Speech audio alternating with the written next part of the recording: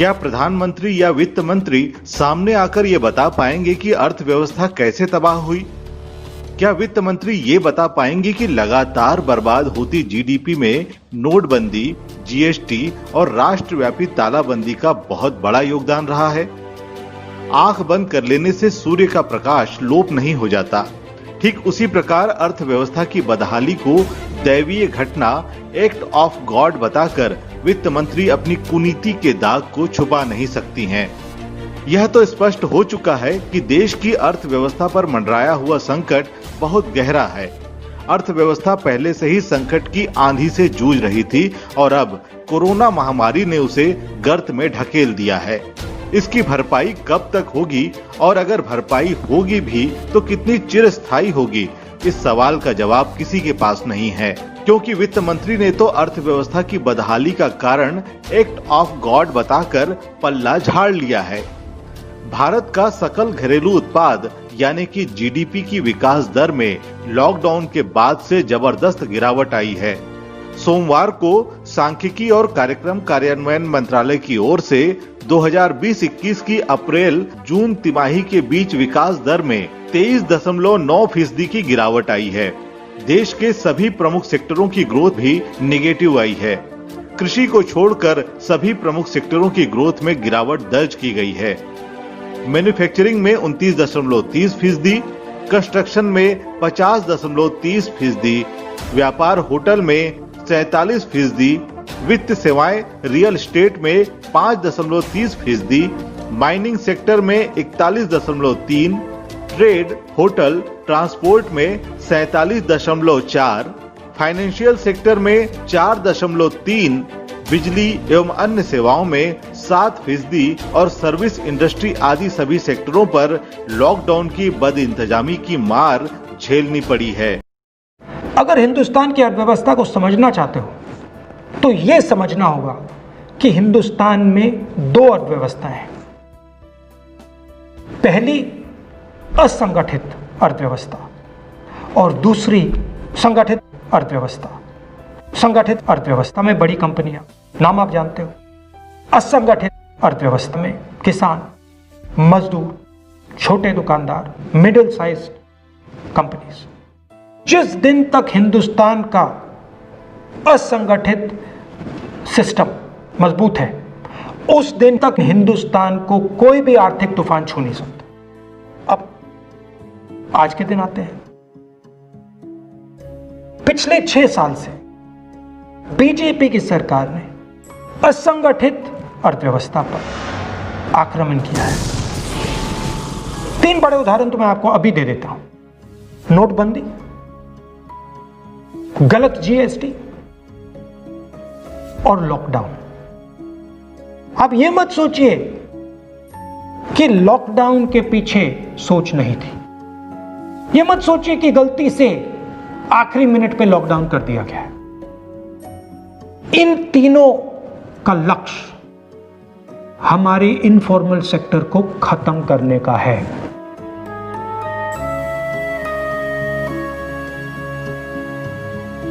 इतनी भारी गिरावट के बाद अभी तक वित्त मंत्री, वाणिज्य मंत्री या वित्त राज्य मंत्री ने कोई बयान नहीं दिया है, जबकि दुनिया भर में भारत की जीडीपी में सबसे ज्यादा एवं ऐतिहासिक गिरावट आई है।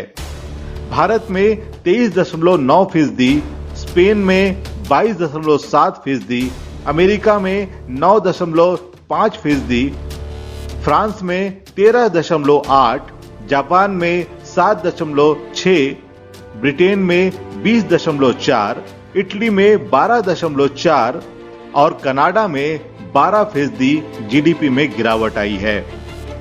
साल 2012 में भारत पर 58.5 लाख करोड़ का कर्ज था, जो जीडीपी का 67.4% होता है। लेकिन साल 2020 में भारत का कर्ज 146 लाख करोड़ हो गया है, जो जीडीपी का 72.2% है। ये सारे आंकड़े एनडीटीवी इंडिया से लिए गए हैं। लेकिन सवाल है कि अगर भारत में जीडीपी के अनुपात में कर्ज और बढ़ जाता है तो क्या आर्थिक तबाही इससे अधिक मचेगी? वित्त मंत्री का कहना है कि अर्थव्यवस्था सिर्फ कोरोना महामारी के कारण खस्ता हाल हुई है। लेकिन आपको अतीत में भी देखना होगा। 31 अगस्त 2019 को भी सांख्यिकी मंत्रालय के आंकड़े जारी हुए थे। तब जीडीपी का आंकड़ा 5% था, जो पिछले 7 साल में सबसे कम था। और इन आंकड़ों के आधार पर अर्थशास्त्री इस बात का दावा कर रहे थे कि देश भयंकर आर्थिक मंदी की चपेट में आ जाएगा। कुछ अर्थशास्त्रियों ने तो यह भी अनुमान लगाया था कि सरकार जब जीडीपी का आंकड़ा 5% बता रही है, वो असल में 3% ही होगा। और अब उन अर्थशास्त्रियों की बात सच निकली है।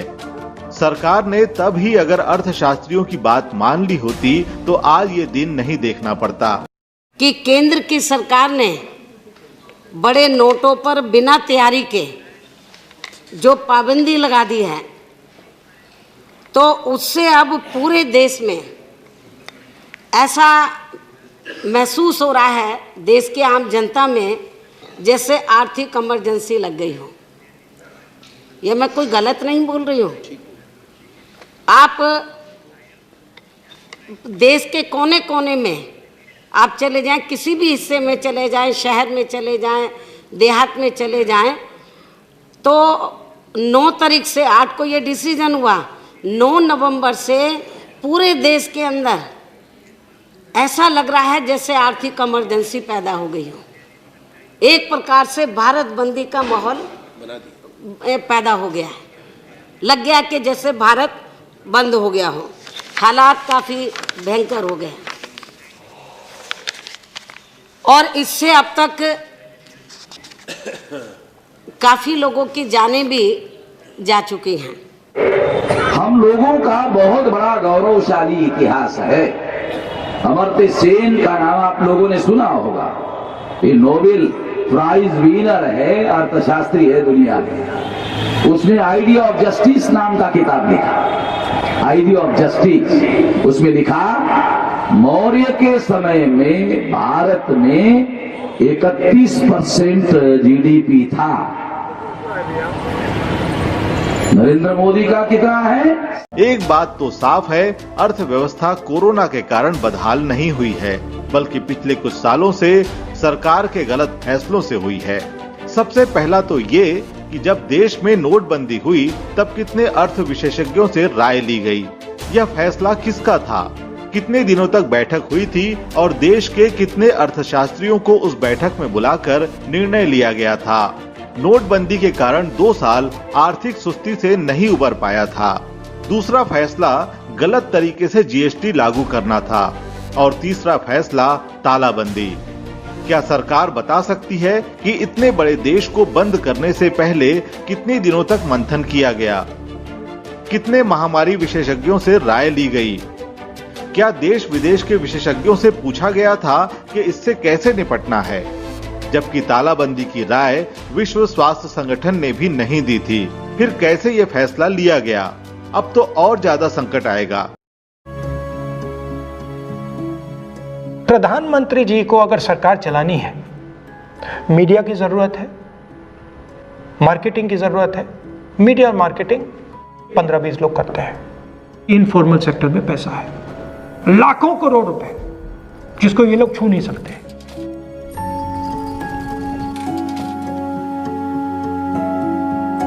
इसको ये लोग तोड़ना चाहते हैं, पैसा लेना चाहते हैं। इसका नतीजा आएगा। नतीजा ये होगा कि हिंदुस्तान रोजगार पैदा नहीं कर पाएगा। क्यों? क्योंकि इनफॉर्मल सेक्टर 90% से ज्यादा रोजगार देता है।